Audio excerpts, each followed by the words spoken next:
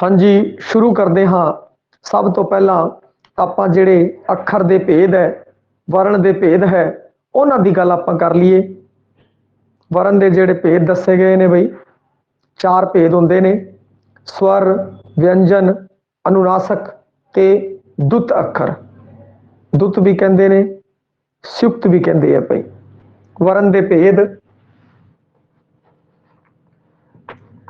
ਕਿਉਂਕਿ ਇਦਾਂ ਵੀ ਆ ਸਕਦਾ ਬਈ, ਵਰਨ ਜਾਂ ਅੱਖਰ ਦੇ ਭੇਦ, ਇਹ ਵੀ ਆਪਾਂ ਨੂੰ ਪਤਾ ਹੋਣਾ ਚਾਹੀਦਾ ਹੈ। ਸਵਰ, ਇਸ ਬਾਰੇ ਵੀ ਆਪਾਂ ਚੰਗੀ ਤਰ੍ਹਾਂ ਪੜ੍ਹ ਚੁੱਕੇ ਹਾਂ ਬਈ, ਸਵਰਾਂ ਬਾਰੇ ਵੀ। ਦੂਜਾ ਨੰਬਰ ਵਿਅੰਜਨ, ਇਸ ਬਾਰੇ ਵੀ ਆਪਾਂ ਚਾਨਣਾ ਪਾਤਾ ਹੈ ਬਈ। और तीजा नंबर है अनुनासक, नासक कह लो, अनुनासक कह लो। इस बारे भी आप पढ़िया सीगा। और फिर उस तो बाद है 4 नंबर दुत्त अखर। कई था संयुक्त भी लिखा हुआ बई, दुत्त संयुक्त। ते आपां अज गल करांगे स्वर बारे, व्यंजन बारे और अनुनासकां बारे आपां गल कर ली सीगी। दुत्त अखर बारे जे गल करिए, ये जुड़वे अखर ने, इन्हां विच एक अखर पैरी पिया हुंदा है बई, जिहड़ा कि आवाज़ नूं दुगनी कर दिंदा है। और दुत्त अखर ने जिहड़े दुत्त व्यंजन आपां कह लीए, दुत्त अखर ने वो निश्चित ने बई, वो निश्चित है, वो 3 ही है बई, है, वै, रै। हवर बई गड्डी का नाम है, याद रख लियो बई, दुत्त ह वर, है, वै ते रै बई, तीनों याद रखने लई। हवर गड्डी बड़ी मशहूर गड्डी है बई, हवर गाना भी बनया होया इस दे उत्ते, हवर दे उत्ते। तो हवर नाल की है कि आपां नूं याद आ जाऊगा बई, जिहड़े अखर ने 3, है, वै ते रै, है, वै, रै, हवर। इस नूं जोड़ के याद रखने वास्ते ट्रिक है एक, हवर ते है, वै ते रै। ये जिहड़े अखर ने, तीनों अखर ने, ये पैरां दे विच लगदे आ बई। होर कोई भी अखर की कहंदे आ कि पैरां दे विच नहीं लगदे बई। ते जिवें कि आपां इहदे एग्जाम्पल लैके देख लैंदे आ बई, जिवें है अखर है, उन्ना, जिन्ना, मूड़ा, सरों, आलना, रोड़ी, कड़ी, पड़दा, इहदे विच आंदा है बई। देखो जी, है दा आपां एग्जाम्पल लैंदे आ बई, है दा पढ़ दे विच आंदा है बई, पढ़। जिन्ना, जिन्ना शब्द है उस दे विच भी आंदा है बई। और कई शब्दां दे विच की कहंदे है कि आ आंदा है सरों, जिवें आपां गल करिए सरों, इस दे अंदर भी आंदा है। अजी ये होर बहुत अखर है बई, उन्ना, जिन्ना, मूड़ा बोलिया सी मैं, सरों, आलना, पड़, खड़, चढ़। है अखर की है कि आ रहा हैगा है। इवें जदों तुसीं पढ़दे हो तां पढ़दे टाइम इन्हां दा ध्यान रखना है बई, हर अखर दा ध्यान रखना है बई किहड़ा अखर पैर च लग रहा है, किस ते टिप्पी लग रही है, किस दे उत्ते बिंदी लग रही हैगी है, ते कित्थे विश्राम चिन्ह लग रहे ने। ते जदों इस तरीके नाल तुसीं पढ़ोगे तां अपने आप ही एक तां तुहाडी लिखाई जिहड़ी लिखना है वो अपग्रेड हो जाएगा। परंतु लिखना जरूरी नहीं है, क्योंकि अपने जिहड़ा पेपर है उहदे विच ABCD दे विचों ही आपां छांटना हुंदा है भी वस्तुनिष्ठ प्रश्न ने जिहड़े आंदे ने।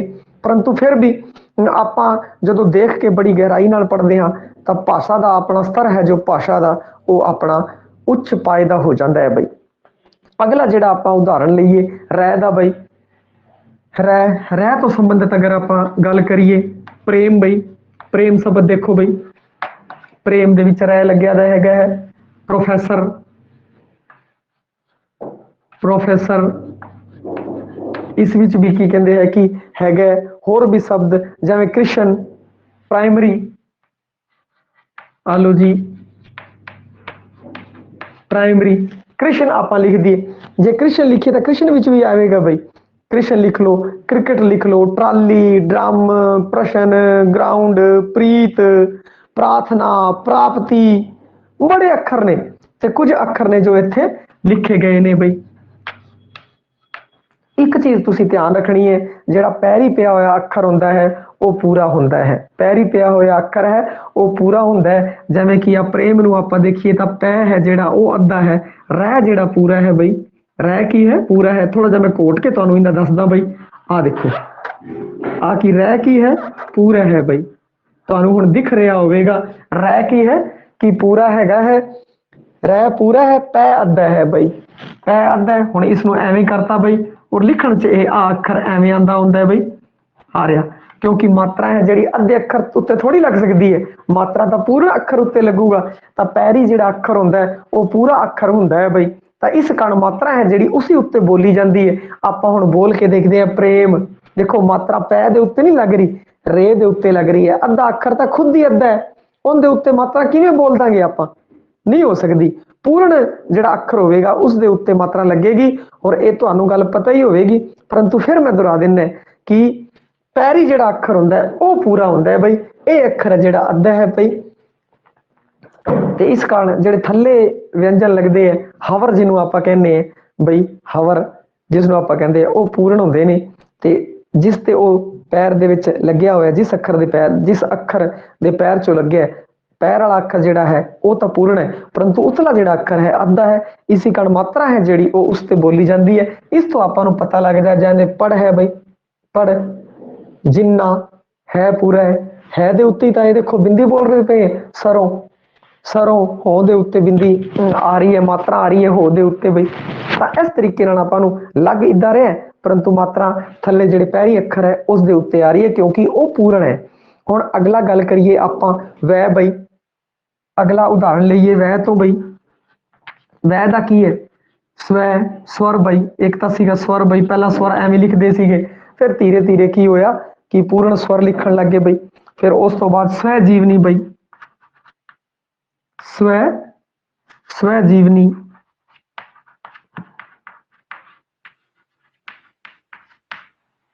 ਸਮਾਨ। ਇਸ ਤਰੀਕੇ ਨਾਲ ਬਹੁਤ ਸਾਰੇ ਹੈਗੇ ਹੈ ਅੱਖਰ। ਤੇ ਐਗਜ਼ਾਮਪਲ ਦੇ ਤੌਰ ਤੇ ਆਪਾਂ ਸਮਝਿਆ ਸੀਗਾ ਦੁੱਤ ਅੱਖਰ। ਇਹ ਜੁੜਵੇਂ ਅੱਖਰ ਹੁੰਦੇ ਨੇ, ਇਹਨਾਂ ਵਿੱਚ ਇੱਕ ਅੱਖਰ ਪੈਰੀ ਪਿਆ ਹੁੰਦਾ ਹੈ ਜਿਹੜਾ ਪੂਰਾ ਹੁੰਦਾ ਹੈ, ਔਰ ਆਵਾਜ਼ ਹੈ ਦੁੱਗਣੀ ਹੋ ਜਾਂਦੀ ਹੈ, ਵੱਧ ਜਾਂਦੀ ਹੈ ਬਈ। ਇਹ ਸੀਗੇ ਦੁੱਤ ਅੱਖਰ। ਹੋਰ ਇੱਕ ਖਾਸ ਗੱਲ ਜਿਹੜੀ ਹੈ, ਪੰਜਾਬੀ ਜਿਹੜੇ ਸ਼ੁੱਧ ਸਵਰ ਨੇ, ਸ਼ੁੱਧ ਵਿਅੰਜਨ ਨੇ, ਜੇ ਆਪਾਂ ਸ਼ੁੱਧ ਵਿਅੰਜਨਾਂ ਦੀ ਗੱਲ ਕਰ ਲਈਏ, ਪੰਜਾਬੀ ਦੇ ਅੰਦਰ ਸ਼ੁੱਧ ਵਿਅੰਜਨ ਬਈ ਕਿੰਨੇ ਹੈ? 29 ਸ਼ੁੱਧ ਵਿਅੰਜਨ ਹੈ ਬਈ। ਕਿੰਨੇ ਆ ਆਪਾਂ ਪੜ੍ਹ ਲਏ ਬਈ, ਸਾਰੇ ਵਰਣ ਪੜ੍ਹ ਲਏ। ਤਾਂ ਇਹਨਾਂ ਬਾਰੇ ਅਗਰ ਗੱਲ ਕੀਤੀ ਜਾਵੇ, ਸ਼ੁੱਧ ਵਿਅੰਜਨ ਅਗਰ ਪੁੱਛੇ ਤਾਂ 29 ਹੈ ਬਈ ਸ਼ੁੱਧ ਵਿਅੰਜਨ। ਅਗਰ ਇੱਕ ਕੁਐਸਚਨ ਆ ਜਾਏ ਤਾਂ 29 ਹੈ। 2 ਅਰਧ ਸਵਰ ਹੈ ਬਈ, 2 ਕੀ ਹੈ? ਅਰਧ ਸਵਰ ਹੈ। 3 ਸਵਰ ਹੈ ਬਈ, 3 ਕੀ ਹੈ? ਸਵਰ ਹੈਗੇ ਹੈ। 7 ਅਜਿਹੇ ਅੱਖਰ ਹੈ ਜਿਨ੍ਹਾਂ ਦੀ ਵਰਤੋਂ ਬਹੁਤ ਘੱਟ ਹੁੰਦੀ ਹੈ ਬਈ, ਬਹੁਤ ਘੱਟ ਵਰਤੋਂ ਵਾਲੇ ਹੈਗੇ ਆ ਬਈ 7, ਜਿਨ੍ਹਾਂ ਵਿੱਚੋਂ ਇੱਕ ਆ ਗਿਆ ਗੰਗਾ, ਦੂਜਾ ਆ ਗਿਆ ਬਈ ਜੰਝਾਂ, ਫਿਰ ਆਪਣੇ ਆ ਗਏ ਬਈ ਘੱਗਾ, ਝੱਝਾ। ਆਲੋ ਜੀ, ਘੱਗਾ, ਝੱਝਾ, ਢੱਡਾ, ਘੱਗਾ, ਝੱਝਾ, ਘੱਗਾ, ਝੱਝਾ, ਢੱਡਾ, ਧੱਧਾ ਤੇ ਪੱਪਾ। ਇਹ ਕੀ ਹੈ? ਘੱਟ ਵਰਤੋਂ ਵਾਲੇ ਅੱਖਰ ਨੇ। ਇਸ ਤਰੀਕੇ ਨਾਲ ਆਪਾਂ ਦੇਖ ਰਹੇ ਹਾਂ ਬਈ, ਇਹਨਾਂ ਨੂੰ ਵੀ ਆਪਾਂ ਧਿਆਨ ਰੱਖਣਾ ਹੈਗਾ ਬਈ। 29 ਸ਼ੁੱਧ ਵਿਅੰਜਨ ਹੈ, 2 ਅਰਧ ਸਵਰ ਹੈ, 3 ਸਵਰ ਹੈ, 7 ਦੀ ਜਿਹੜੀ ਗਿਣਤੀ ਹੈ ਉਹ ਬਹੁਤ ਘੱਟ ਵਰਤੋਂ ਦੇ ਵਿੱਚ ਆਉਂਦੇ ਹਨ।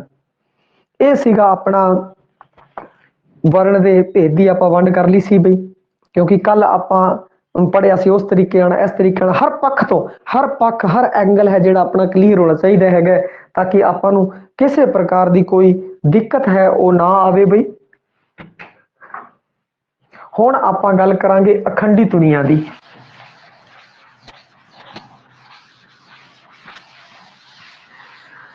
ਅਖੰਡੀ ਧੁਨੀਆਂ ਦੇ ਵਿੱਚ ਆਪਾਂ ਜਿਹੜਾ ਹੈਗਾ ਹੈ ਬਈ, ਅਖੰਡੀ ਧੁਨੀਆਂ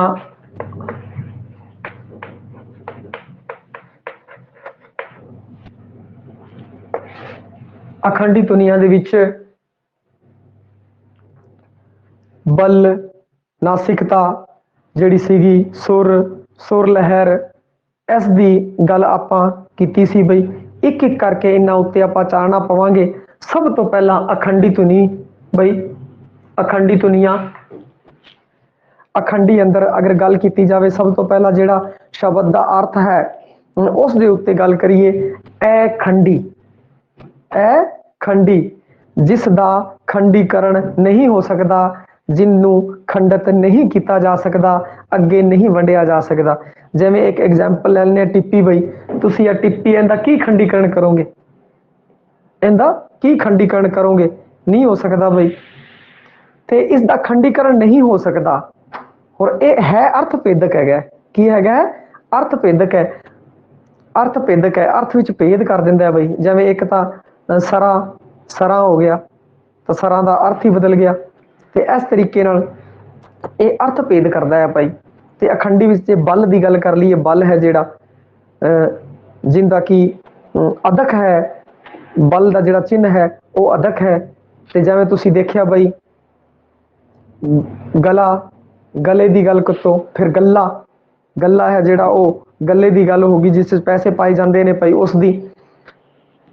ਤੇ ਅਖੰਡੀ, ਇਹ ਖੰਡੀ ਜਿੰਦਾ ਖੰਡ ਨਹੀਂ ਕੀਤਾ ਜਾ ਸਕੇ, ਇਹ ਅਰਥ ਭੇਦਕ ਹੁੰਦਾ ਹੈ ਬਈ। ਅਰਥ ਦਾ ਭੇਦ ਇਹਦੇ ਵਿੱਚ ਹੁੰਦਾ ਹੈ, ਸਾਰਥਕ ਹੁੰਦਾ ਹੈ, ਨਿਖੇੜੂ ਹੁੰਦਾ ਹੈ ਭਾਈ, ਔਰ ਵਿਰੋਧਾਤਮਕ ਹੁੰਦਾ ਹੈ, ਕਾਰਜੀ ਵੀ ਹੁੰਦਾ ਹੈ। ਇਹ ਦੇਖੋ, ਸਾਰਥਕ, ਨਖੇੜੂ, ਵਿਰੋਧਾਤਮਕ, ਕਾਰਜੀ ਕਿੱਦਾਂ ਹੈ?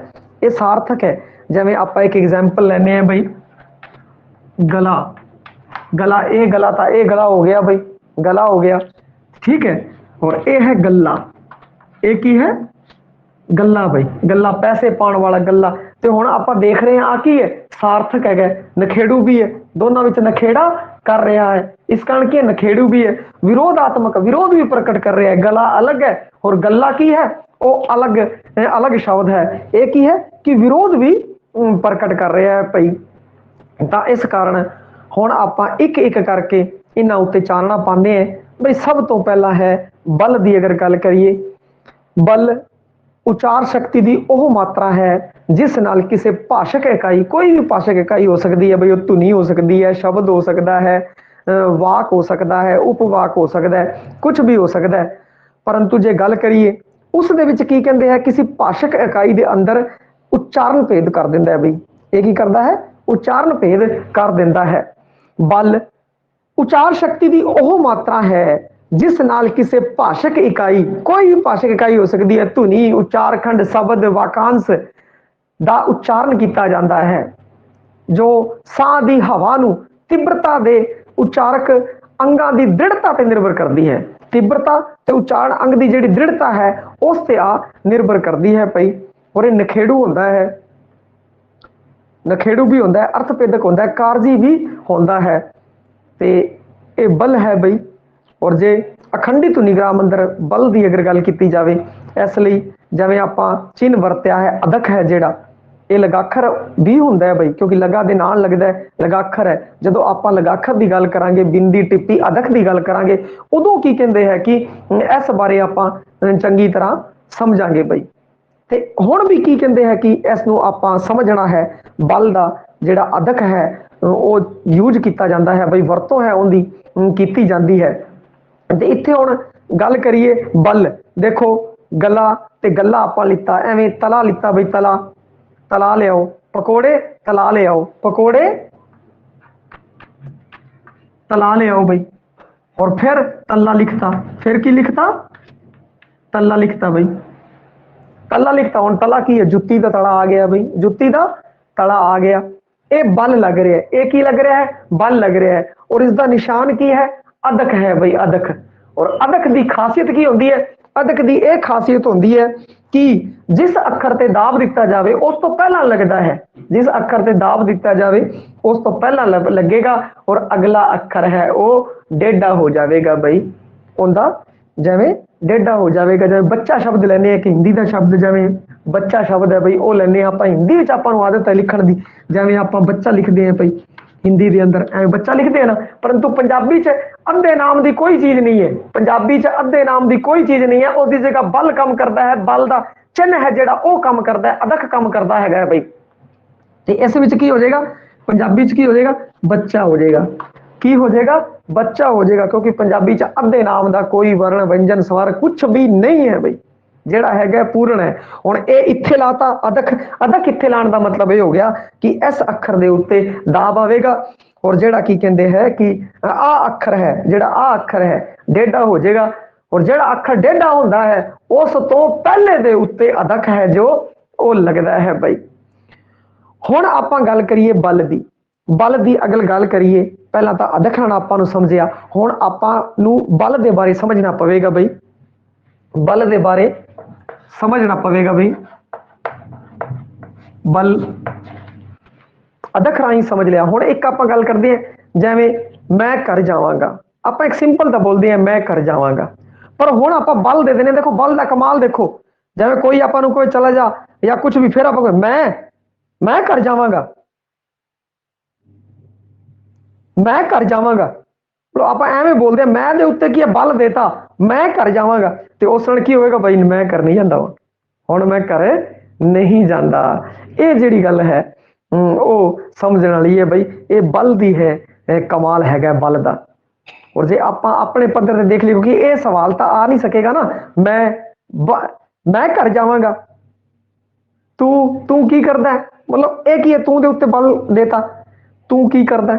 ਜਿਵੇਂ ਆਪਣੀ ਮੰਮੀ ਆਈ, ਛੋਟੇ ਹੁੰਦੇ ਇੱਕ ਐਗਜ਼ਾਮਪਲ ਲਿਖਦੇ, ਮੰਮੀ ਆਈ, ਮੰਮੀ ਬਾਹਰੋਂ ਆਈ, ਬਾਹਰੋਂ ਆ ਕੇ ਦੇਖਿਆ ਬੱਚਾ ਪੜ੍ਹ ਨਹੀਂ ਰਿਹਾ ਸੀ, ਉਹਨੇ ਕੀ ਕਿਹਾ, ਤੂੰ ਕੀ ਕਰਦਾ ਬਾਈ, ਤੇ ਇਹ ਕੀ ਹੋ ਗਿਆ ਬਲ ਦੇਤਾ। ਬਲ ਦੇਣ ਨਾਲ ਕੀ ਹੋਇਆ ਕਿ ਜਿਹੜਾ ਅਰਥ ਹੈ ਉਹ ਬਦਲ ਗਿਆ ਹੈ। ਪਰੰਤੂ ਇਹ ਕੀ ਹੈ ਕਿ ਹੁਣ ਸਵਾਲ ਨਹੀਂ ਪਾਇਆ ਜਾ ਸਕਦਾ ਹੈ, ਇਹ ਸਵਾਲ ਕਿਵੇਂ ਪਾਵਾਂਗੇ, ਬਲ ਦਾ ਸਵਾਲ ਹੈ ਜਿਹੜਾ ਨਹੀਂ ਪੈ ਸਕਦਾ। ਜੇ ਆਇਆ ਤਾਂ ਅਦਕ ਹੈ ਜਿਹੜਾ ਉਸ ਦੀ ਵਰਤੋਂ ਬਾਰੇ ਆ ਸਕਦਾ ਹੈ, ਉਹਦੀ ਵਰਤੋਂ ਬਾਰੇ ਅੱਗੇ ਆਪਾਂ ਚਾਨਣਾ ਹੈ ਉਹ ਪਾਵਾਂਗੇ। ਹੁਣ ਅਗਲੀ ਜੇ ਗੱਲ ਕਰੀਏ, ਜਿਹੜੀ ਕਿ ਅਗਲੀ ਗੱਲ ਹੈ ਨਾਸਕਤਾ ਪਈ, ਦੂਜੀ ਹੈ ਨਾਸਕਤਾ ਬਈ। ਅਖੰਡੀ ਧੁਨੀ ਚ ਬਲ, ਨਾਸਕਤਾ, ਸੰਗਮ, ਸੁਰ ਲਹਿਰ, ਇਹ ਤੁਹਾਨੂੰ ਦੱਸਿਆ ਹੋਇਆ ਹੈ। ਇਹਦੇ ਵਿੱਚੋਂ ਆਪਾਂ ਬਲ ਪੜ੍ਹਿਆ, ਫਿਰ ਉਸ ਤੋਂ ਬਾਅਦ ਆਪਾਂ ਗੱਲ ਕਰ ਰਹੇ ਹਾਂ ਨਾਸਕਤਾ ਦੀ। ਨਾਸਕਤਾ ਬਈ, ਨਾਸਕਤਾ ਦੇ ਵਿੱਚ ਤੁਹਾਨੂੰ ਦੱਸਿਆ ਹੋਇਆ ਹੈ ਕਿ ਜਿਹੜਾ ਉਚਾਰਨ ਹੈ ਉਹ ਨਾਸਾਂ ਰਾਹੀਂ ਹੁੰਦਾ ਹੈ। ਨਾਸਕ ਵਿਅੰਜਨਾਂ ਦੀ ਗੱਲ ਕਰ ਲਈਏ ਬਈ, ਜਿਹੜੇ ਨਾਸਕ ਵਿਅੰਜਨ ਨੇ ਉਹ ਕੀ ਹੈ, 5 ਹੈਗੇ ਹੈ। ਨਾਸਕ ਵਿਅੰਜਨ ਕਿੰਨੇ ਹੈ, 5 ਹੈਗੇ ਹੈ। ਗੰਗਾ, ਨੰਨਾ, ਰਾਣਾ, ਨੰਨਾ ਹੋਰ ਮੰਮਾ, ਇਹ ਕੀ ਹੈਗੇ ਹੈ, 5 ਹੈਗੇ ਹੈ ਬਈ, 5 ਹੈਗੇ ਨਾਸਕ, ਨਾਸਕ ਵਿਅੰਜਨ ਕਿੰਨੇ ਆ, 5 ਹੈ। ਹੁਣ ਇਸ ਤੋਂ ਬਾਅਦ ਨਾਸਕ ਸਵਰ ਹੈ ਬਈ, ਉਹ ਵੀ ਆਪਾਂ ਨੂੰ ਪਤਾ ਹੋਣਾ ਚਾਹੀਦਾ, ਜਿਹੜੇ ਸਵਰਾਂ ਦਾ ਉਚਾਰਨ ਨਾਸਾਂ ਰਾਹੀਂ ਹੁੰਦਾ ਹੈ, ਨਾਸਕ ਸਵਰ ਬਈ। ਨਾਸਕ ਸਵਰਾਂ ਦੀ ਹੁਣ ਆਪਾਂ ਜੇ ਗੱਲ ਕਰੀਏ ਤਾਂ ਇਸ ਦੇ ਅੰਦਰ ਇਹ ਤੁਹਾਨੂੰ ਪਹਿਲਾਂ ਵੀ ਦੱਸਿਆ ਹੋਇਆ ਬਈ, ਦੁਬਾਰਾ ਫਿਰ ਆਪਾਂ ਅਖੰਡੀ ਧੁਨੀਆਂ ਦੇ ਵਿੱਚ ਇਹਦਾ ਵਿਚਾਰ ਕਰ ਰਹੇ ਹਾਂ ਬਈ। ਐ, ਆ, ਈ,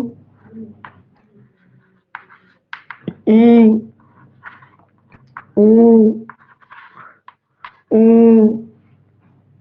ਏ, ਐ, ਓ और ओ भाई। आ देखो एंग, आ, ई, ऊ, ए, ऊ, ओ। ये किन्ने हो गए भाई, 10 हो गए भाई, किन्ने हो गए 10 है। आ नासिक स्वर धुनिया, स्वर धुनिया 10 होंदियां ने भाई, स्वर वाहक 3 होंदे है, ਤੁਹਾਨੂੰ ਦੱਸਿਆ ਹੈ ਸਵਰ ਧੁਨੀਆਂ 10 ਹੁੰਦੀਆਂ, ਨਾਸਿਕ ਸਵਰ ਧੁਨੀਆਂ ਵੀ ਕਿੰਨੀਆਂ ਹੋਣਗੀਆਂ, 10 ਹੀ ਹੋਣਗੀਆਂ ਬਈ। ਹੋਰ ਇਹਦੇ ਵਿੱਚ ਕੀ ਹੈ, ਟਿੱਪੀ, ਬਿੰਦੀ ਤੇ ਅਦਕ ਹੈ। ਜੇ ਇਹਦੀ ਵਰਤੋਂ ਕੀਤੀ ਜਾਵੇ ਬਈ, ਟਿੱਪੀ, ਬਿੰਦੀ ਤੇ ਅਦਕ, ਟਿੱਪੀ, ਬਿੰਦੀ ਤੇ ਅਦਕ ਰਾਹੀਂ ਇਹਨੂੰ ਆਪਾਂ ਸਮਝਦੇ ਹਾਂ ਬਈ। ਟਿੱਪੀ ਕਈਆਂ ਨਾਲ ਕੀ ਹੈ, ਨਾਸਕਤਾ ਕਿਹਦੇ ਨਾਲ ਕੀਤੀ ਜਾਂਦੀ ਹੈ ਬਈ, ਟਿੱਪੀ, ਬਿੰਦੀ ਤੇ ਅਦਕ। ਟਿੱਪੀ ਬਿੰਦੀ, ਟਿੱਪੀ ਬਿੰਦੀ ਸਿਰਫ ਬਾਈ ਟਿੱਪੀ ਤੇ ਬਿੰਦੀ, ਸੌਰੀ ਸਿਰਫ ਕੀ ਹੈ, ਟਿੱਪੀ ਤੇ ਬਿੰਦੀ ਰਾਹੀਂ ਹੀ ਕੀ ਹੈ ਕਿ ਇਸ ਦੇ ਉੱਤੇ ਜਾਂ ਤਾਂ ਟਿੱਪੀ ਲੱਗੂਗੀ ਜਾਂ ਬਿੰਦੀ ਲੱਗੂਗੀ।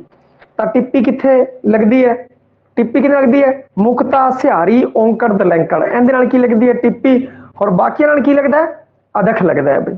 ਅਦਕ ਨਹੀਂ ਬਿੰਦੀ ਲੱਗਦੀ ਹੈ, ਟਿੱਪੀ ਔਰ ਬਾਕੀਆਂ ਨਾਲ ਕੀ ਲੱਗਦਾ ਹੈ, ਬਿੰਦੀ ਲੱਗਦੀ ਹੈ ਬਈ। ਤਾਂ ਆਪਾਂ ਇਸ ਨੂੰ ਸਿੰਪਲ ਜਿਹਾ ਕੀ ਕਰ ਸਕਦੇ ਹਾਂ ਕਿ ਆਪਾਂ ਇਹਨੂੰ ਯਾਦ ਰੱਖ ਸਕਦੇ ਹਾਂ ਬਈ। ਯਾਦ ਰੱਖਣ ਦਾ ਇੱਕ ਸਿੰਪਲ ਜਿਹਾ ਤਰੀਕਾ ਹੈ ਬਈ, ਮੁਕਤਾ ਸਿਹਾਰੀ ਔਂਕੜ ਦਲੈਂਕੜ ਨਾਲ ਟਿੱਪੀ ਲੱਗੇਗੀ ਬਈ।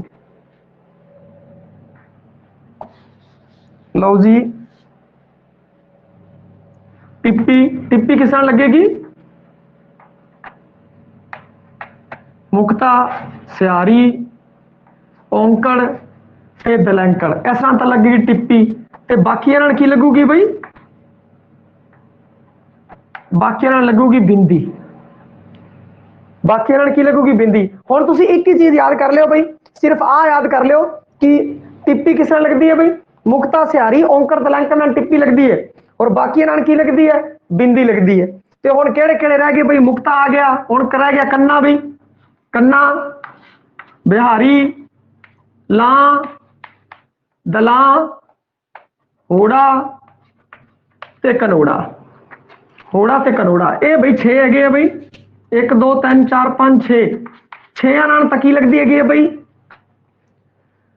बिंदी लगदी है और टिप्पी है जो वो 4 नाल टिप्पी लगदी है। ते इन्हां तुसीं ध्यान रखना एक सिंपल जा इंदा मैं तुहानूं दसदा लगाखर जदों आपां पढ़ांगे तां उहदे विच विद एग्जाम्पल की कहंदे हैं कि इहदे एक एक उत्ते आपां एग्जाम्पल दे के चानना पावांगे बई जदों लगाखर पढ़ांगे बिंदी टिप्पी अदख दे बारे। ते हुण एक बार आपां गल करिए कि टिप्पी नूं याद रखण दा तरीका। टिप्पी नूं याद रखण दा तरीका आई है, तुसीं अपने इत्थे चुंडी वड्डणी है और जैवें तुसीं चुंडी वड्डोगे तो इत्थे टिप्पी का निशान पै जाऊगा बई। आ देखो मैं चुंडी वड्डी और टिप्पी का निशान पै गया। परंतु जैवें आप चुंडी वड्डदे एक बार बंदा बोलता उई, की करदा उई उई उई आ करदा ते ऊ ऊ ई। तुसीं जैवें चुंडी वड्डोगे तुहानूं याद आ जाऊगा टिप्पी किस नाल करदे ऊ ऊ ऊ उई, मतलब ऊ ऊ ई, ऊ ऊ ई। ते मुक्ता इस नाल की लगदी है? टिप्पी लगदी है। जिवें कां, कन्ना है बई कां, इत्थे की लगेगी? टिप्पी। एक एक मात्रा नूं लैके आपां एग्जाम्पल दे के अगे समझांगे लगाखरां दे समय। हुण आपां गल करिए संगम बई। संगम है जो उस दी अगे आपां गल तोरदे हां बई। तीजा जिहड़ा है अखंडी धुनी दे अंदर तीजा है संगम, जिसनूं इंग्लिश दे विच बई जैक्चर भी कहंदे हैं और सहिता शब्द है जो हिंदी विच वरतिया जाता है। ते अपने जिहड़ा है संगम शब्द हैगा है उसनूं आपां फॉलो करांगे। संगम की हुंदा है?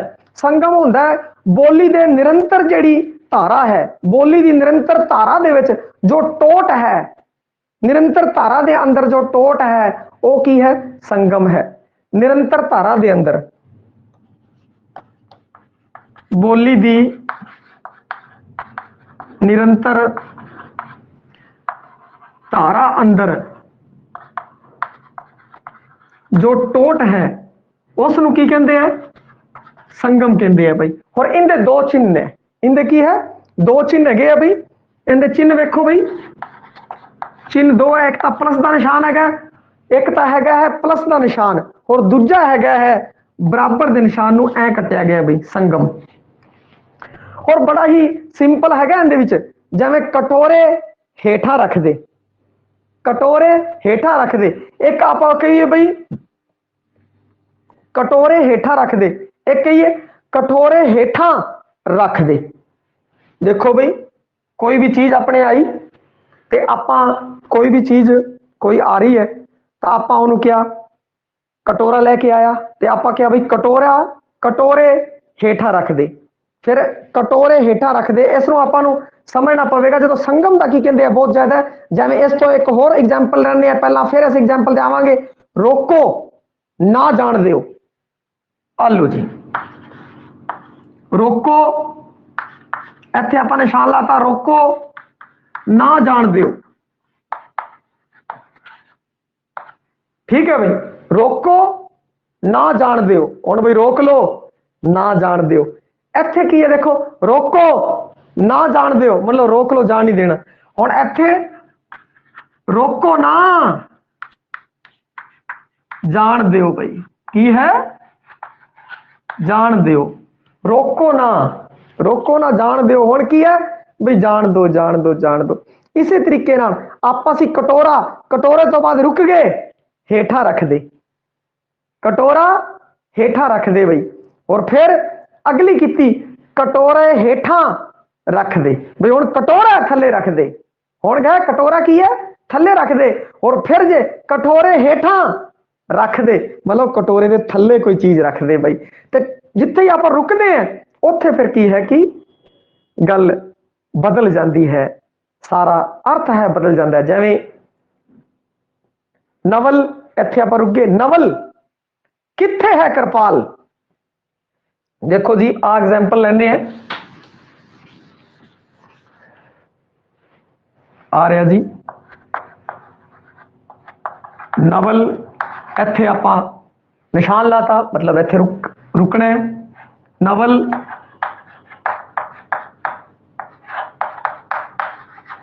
किथे है कृपाल, नवल किथे है कृपाल। देखो हुण फिर एवें नवल किथे है, इत्थे टोट आ गई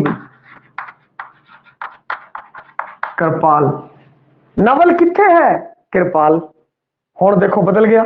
हुण की है, नवल किथे है कृपाल, हुण नवल चला गया जी, नवल किथे है कृपाल।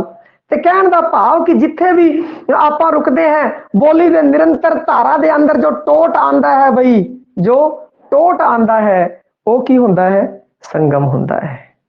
उसनूं की कहंदे है, संगम कहंदे है। हुण आपां गल करदे हां सुर दी बई। सुर के बारे कल आपां विस्तार नाल पढ़ांगे बई। नीवी सुर, उच्ची सुर, ठीक है, दरम्यानी सुर। अज की कहते हैं कि जिहड़ी सुर है उसका अर्थ है सिर्फ वो मैं समझा देवां। सुर है जो उच्चार खंड की सार्थक तान है, सार्थक तान शिखर है। सब तो पहला आपां समझना पऊगा तान की हुंदा है। नाद तंत्रियां दे अंदर कल आपां वोकल कार्ड दिखाए सी बई, नाद तंत्रियां दी थरथराहट है जिहड़ी, नाद तंत्रियां दी जिहड़ी कंबनी है बई, वो हुंदी है तान। तान, तान या पिच सब तो पहला समझना पऊगा, तान या पिच। यह है नाद तंत्रियां दी कंबनी। नाद तंत्रियां दी जो कंबनी है वो की है, तान ते पिच। और पिच का जो उतार चढ़ा है ओनू लै कहंदे है बई, लै। पिच का उतार चढ़ा, पिच का जिहड़ा उतार चढ़ा है उसनू लै कहंदे है। और लै दे आधार ते जिहड़ी पिच है उस दे दो पक्ष है बई। लै दे आधार ते, लै दे आधार ते पिच दे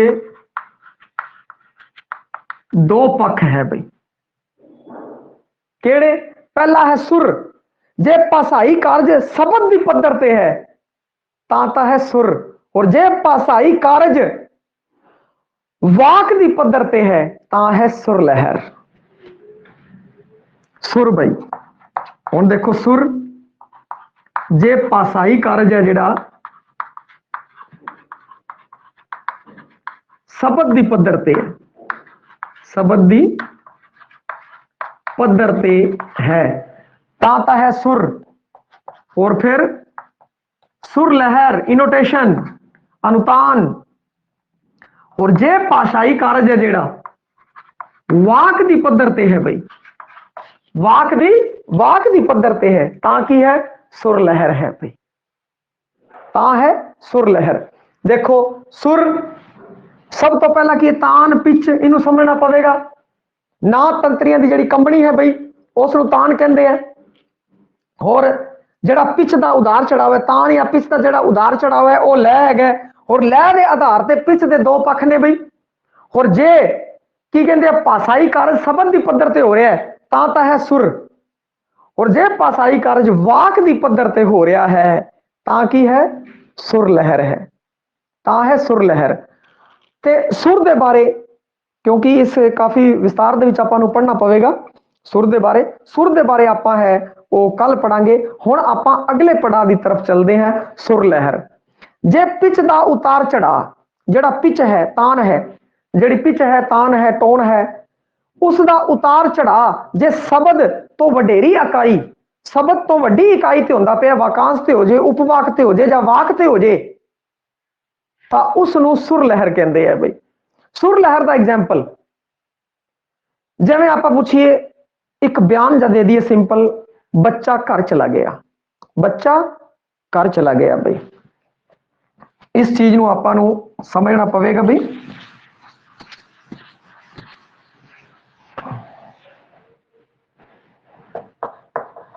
ਸੁਰ ਲਹਿਰ, ਬੱਚਾ ਘਰ ਚਲਾ ਗਿਆ, ਇਹ ਕੀ ਹੈ? ਇੱਕ ਬਿਆਨ ਹੈ, ਸਿੰਪਲ ਜਿਹਾ ਬਿਆਨ ਹੈ, ਬੱਚਾ ਘਰ ਚਲਾ ਗਿਆ ਮਤਲਬ ਬੱਚਾ ਕੀ ਹੈ, ਉਹ ਘਰ ਚਲਾ ਗਿਆ ਹੈ। ਹੁਣ ਕੀ ਕਹਿੰਦੇ ਕਿ ਆਪਾਂ ਇसी ਚੀਜ਼ ਨੂੰ ਐਵੇਂ ਪੁੱਛਦੇ ਹਾਂ, ਬੱਚਾ ਘਰ ਚਲਾ ਗਿਆ।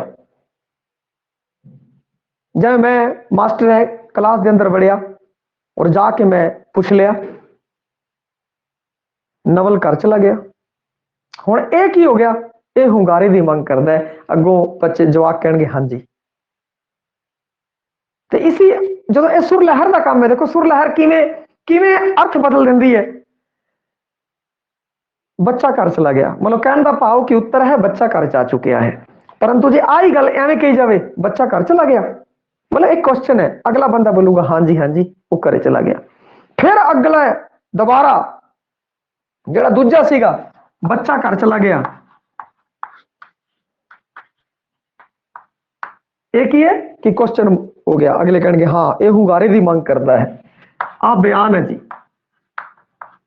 ਔਰ ਆਹ ਹੈ ਜਿਹੜਾ ਹੁੰਗਾਰੇ ਦੀ ਮੰਗ ਕਰਦਾ ਹੈ। ਹੁੰਗਾਰੇ ਦੀ ਮੰਗ ਕਰਦਾ ਹੈ, ਇਹ ਕਹ ਰਿਹਾ ਬੱਚਾ ਘਰ ਚਲਾ ਗਿਆ। ਅਗਲਾ ਬੰਦਾ ਬੋਲੂਗਾ ਹਾਂ ਹਾਂ ਹਾਂ ਜੀ ਚਲਾ ਗਿਆ ਚਲਾ ਗਿਆ। ਹੁਣ ਅਗਲਾ ਇੱਕ ਹੋਰ ਬੱਚਾ ਘਰ ਚਲਾ ਗਿਆ, ਕਮਾਲ ਇਹ ਦੇਖੋ ਸੁਰ ਦੀ ਤਬਦੀਲੀ, ਬੱਚਾ ਘਰ ਚਲਾ ਗਿਆ। ਇਹ ਕੀ ਵਿਸਮਕ ਹੈ, ਵਿਸਮਕ ਹੈ, ਮਨੋਭਾਵ ਨੂੰ ਪ੍ਰਕਟ ਕਰ ਰਹੀ ਹੈ ਸੁਰ ਲਹਿਰ। ਬੱਚਾ ਘਰ ਚਲਾ ਗਿਆ। ਅਗਰ ਆਪਾਂ ਦੇਖੀਏ ਤਿੰਨੋਂ ਹੀ ਵਾਕ ਨੇ ਜਿਹੜੇ ਉਹ ਇੱਕੋ ਜਿਹੇ, ਪਰ ਸੁਰ ਲਹਿਰ ਦੇ ਅਸਰ ਕਾਰਨ ਕੀ ਹੈ ਕਿ ਤਿੰਨਾਂ ਦੇ ਜਿਹੜੇ ਅਰਥ ਨੇ ਉਹ ਬਦਲ ਗਏ। ਇੱਕ ਹੋਰ ਕੀ ਕਹਿੰਦੇ ਆ ਕਿ ਆਪਾਂ ਐਗਜ਼ਾਮਪਲ ਲੈਂਦੇ ਆ ਬਈ, ਜਿਵੇਂ ਛੋਟੇ ਬੱਚੇ ਤੋਂ ਦੀ ਮਾਂ ਆ ਕੇ ਪੁੱਛਦੀ ਹੈ ਕੀ ਕਹਿੰਦੀ ਹੈ ਤੂੰ ਕੀ ਕਰ ਰਿਹਾ ਹੈ? ਬੱਚਾ ਅਗਲਾ ਕਹਿੰਦਾ ਮੰਮੀ ਜੀ ਮੈਂ ਤਾਂ ਪੜ੍ਹ ਰਿਹਾ। ਹੁਣ ਕੀ ਹੈ ਕਿ ਇੱਕ ਸਿੰਪਲ ਜਿਹਾ ਤਾਂ ਕੁਐਸਚਨ ਸੀ ਬਈ ਤੂੰ ਕੀ ਕਰ ਰਿਹਾ, ਉਹਨੇ ਦੇਖ ਲਿਆ ਪੜ੍ਹ ਰਿਹਾ। ਹੁਣ ਕੀ ਹੋਇਆ ਕਿ ਦੁਬਾਰਾ ਦੇਖ ਲਿਆ ਬੱਚਾ ਹੁਣ ਪੜ੍ਹਾਈ ਨਹੀਂ ਕਰ ਰਿਹਾ, ਬੱਚਾ ਪੜ੍ਹਾਈ ਨਹੀਂ ਕਰ ਰਿਹਾ, ਮੰਮੀ ਵਾਪਸ ਆ ਗਈ ਔਰ ਆ ਕੇ ਪੁੱਛਿਆ ਤੂੰ ਕੀ ਕਰ ਰਿਹਾ ਓਏ, ਤੂੰ ਕੀ ਕਰ ਰਿਹਾ? ਤਾੜ ਤਾੜ, ਇੱਕ ਮਾਰਿਆ ਦੋ ਮਾਰੇ। ਹੁਣ ਇਹ ਭਈਆ ਪ੍ਰਸੰਨੀ ਗਾ, ਇਹ ਕੀ ਹੈ ਪ੍ਰਸੰਨੀ ਹੈ, ਇਹ ਤਾਂ ਬਸ ਪਕੜ ਲਿਆ ਤੂੰ ਕੀ ਕਰਦਾ, ਤੂੰ ਕੀ ਕਰਦਾ, ਚੱਲ ਬਈ ਤੂੰ ਕੀ ਕਰ ਰਿਹਾ। ਇਹ ਹੁਣ ਪ੍ਰਸੰਨੀ ਹੈਗਾ, ਇਹ ਆਪਣੇ ਆਪ ਚ ਆਨਸਰ ਬਣ ਚੁੱਕਿਆ ਹੈ, ਇਹ ਬਿਆਨ ਹੈਗਾ। ਜਿਵੇਂ ਇੱਕ ਹੋਰ ਐਗਜ਼ਾਮਪਲ ਲੈਣੇ ਆ ਸੁਰ ਲਹਿਰ ਦਾ, ਆਪਣੇ ਤੋਂ ਆਪਣੇ ਮੰਮੀ ਦਾ ਐਗਜ਼ਾਮਪਲ ਲੈਣੇ, ਆਪਣੇ ਤੋਂ ਬਚਪਨ ਦੀ ਅਗਰ ਗੱਲ ਕਰੀਏ, ਆਪਣੀ ਮੰਮੀ ਹੈ ਉਹ ਆਪਾਂ ਨੂੰ ਪੁੱਛਦੀ ਹੈ ਕੀ ਤੂੰ ਜਾਏਗਾ? ਆਪਾਂ ਕਹਿੰਦੇ ਹਾਂਜੀ ਹਾਂਜੀ ਮੰਮੀ ਜੀ ਮੈਂ ਜਾਊਂਗਾ। ਇਹ ਪ੍ਰਸ਼ਨ ਸੀਗਾ, ਤੂੰ ਜਾਏਗਾ ਇਹ ਪ੍ਰਸ਼ਨ ਸੀ। ਕਿਸੇ ਵੀ ਪ੍ਰੋਗਰਾਮ ਤੇ ਗਲੀ ਚ ਗਏ ਬੇਟਾ ਤੂੰ ਖੇਲਣ ਜਾਏਗਾ, ਮੰਮੀ ਨੇ ਕਿਹਾ ਤੂੰ ਖੇਲਣ ਜਾਏਗਾ, ਤੇ ਆਪਾਂ ਕਹਿੰਦਾ ਹਾਂ ਮੰਮੀ ਜੀ ਮੈਂ ਗਲੀ ਚ ਖੇਲਣ ਜਾਊਂਗਾ। ਪਰ ਇੱਕ ਦਿਨ ਆਪਾਂ ਨੂੰ ਮੰਮੀ ਨੇ ਨਾ ਕਰਤੀ ਕਿ ਗਲੀ ਚ ਖੇਡਣ ਨਹੀਂ ਜਾਣਾ, ਪਰ ਆਪਾਂ ਖੇਡ ਕੇ ਆ ਗਏ। ਫਿਰ ਮੰਮੀ ਆਪਾਂ ਨੂੰ ਫੜਦੀ ਹੈ ਔਰ ਥਾੜ ਤੂੰ ਖੇਡਣ ਜਾਏਗਾ, ਤੂੰ ਖੇਡਣ ਜਾਏਗਾ, ਤੂੰ ਖੇਡਣ ਜਾਏਗਾ। ਹੁਣ ਇਹ ਪ੍ਰਸ਼ਨ ਨਹੀਂ ਹੈ, ਹੁਣ ਇਹ ਪ੍ਰਸ਼ਨ ਨਹੀਂ ਹੈ, ਸਿਰਫ ਸੁਰ ਲਹਿਰ ਦਾ ਕਮਾਲ ਹੈ। ਪਹਿਲੀ ਵਾਰ ਕਹਿ ਰਿਹਾ ਤੂੰ ਖੇਡਣ ਜਾਏਗਾ, ਉਹ ਕਹਿੰਦਾ ਹਾਂਜੀ ਹਾਂਜੀ ਮੈਂ ਚੱਲਿਆ। ਦੂਜੀ ਵਾਰ ਤੂੰ ਖੇਡਣ ਜਾਏਗਾ, ਤੂੰ ਖੇਡਣ ਜਾਏਗਾ, ਨਾਲ ਹੁਣ ਕੀ ਹੈ ਬਈ ਸੁਰ ਲਹਿਰ ਦਾ ਕਮਾਲ ਹੈ। ਇਹ ਕੀ ਕਹਿੰਦੇ ਨਾ ਤਾਂ ਹੁੰਗਾਰੇ ਦੀ ਮੰਗ ਕਰਦਾ ਹੈ, ਵਿਸਮਕ ਹੈ, ਸਿੱਧਾ ਹੀ ਮਨੋਭਾਵਾਂ ਨੂੰ ਇਹ ਪ੍ਰਗਟ ਕਰ ਰਿਹਾ ਹੈਗਾ। ਇਹ ਸੀਗਾ ਆਪਣਾ